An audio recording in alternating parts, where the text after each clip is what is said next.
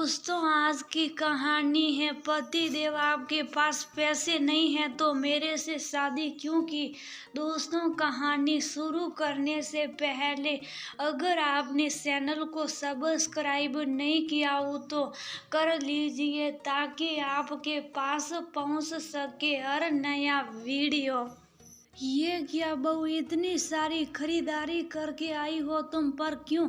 सासू माँ जी ने बहू सनिया के हाथ में बैग देख का मम्मी जी बस थोड़े से कपड़े थी ये तो है। सोफे पर बैठती हुई सनिया बोली, पर बेटा अभी तुम्हारी शादी को 6 महीने ही तो हुए, फिर हर त्योहार पर तुम कपड़े लेती हो तो अब क्या जरूरत पड़ गई तुम्हें कपड़े लेने की? उमा जी बोली, मम्मी जी शादी वाले कपड़े आउट डेटेंड से हो गए, अभी तो नया कलेक्शन आया, मेरी सहेली ने बताया था तो मैं खुद को रोक नहीं पाई और देखो कितना सुंदर कलेक्शन है। सनिया उत्साह से सभी ड्रेस देखती हुई बोली, बेटा ड्रेस तो बहुत अच्छी हैं, पर उमा जी अपना वाक्य पूरी करती उससे पहले ही सनिया अपना बैग समेट कमरे में आ गई।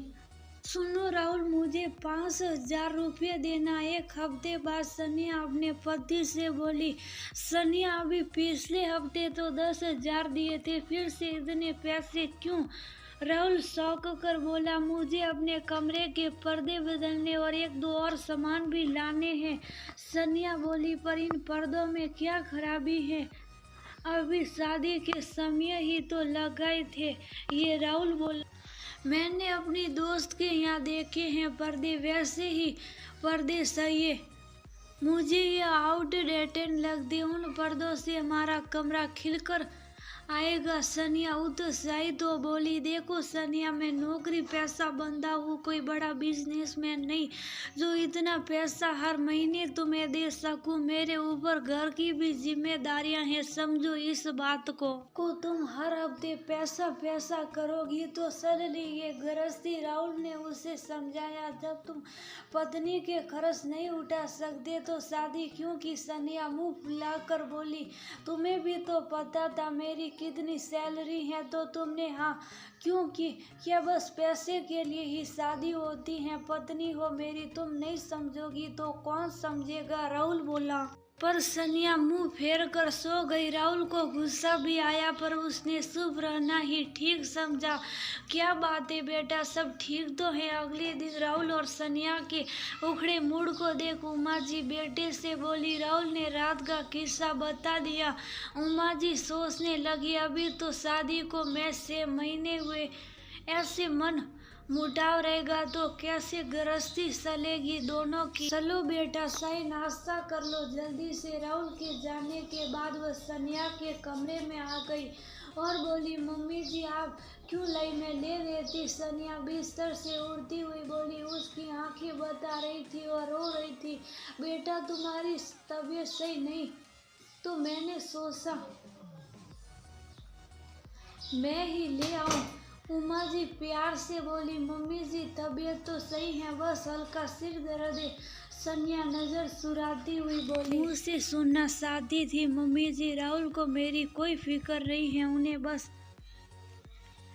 पैसे से प्यार है। ये बोल सनिया ने सारी बात बता दी। बेटा तुम राहुल की जीवन संगिनी हो, उसके सुख दुख की साथी, तुम उसे नहीं समझोगी तो कौन समझेगा उसे?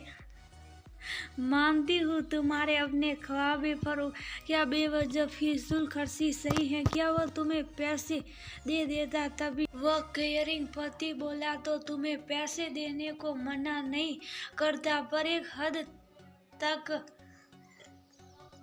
ही ना, क्योंकि उसको भी एक हद तक ही मिलते, फिर ऐसी जिद करके क्या फायदा जो आपसी रिश्तों में तनाव ले आए। उमा जी इतना बोल रुक गई, पर मम्मी जी मैंने तो जरूरत के लिए पैसे मांगे थे। सनिया सिर झुकाकर बोली, सनिया बेटा सबसे पहले तो जरूरत और शौक में अंतर करना सीखो, क्योंकि शौक इंसान को फिजूल खर्च बना देते और ये आदत न केवल खुद का मानसिक तनाव छीन लेते बल्कि परिवार में भी क्लेश के बीज बोती। एक औरत का फर्ज होता पति को समझना और उसकी कमाई से ही गुजर करना, बल्कि कुछ बसा कर भी चलना, तभी वह सही मायने में अर्धांगिनी कहलाती है। देखो सासू तुम्हारी, तुम्हें मेरी बात बुरी भी लग सकती है, पर तुम कुछ ठंडे दिमाग से सोचना।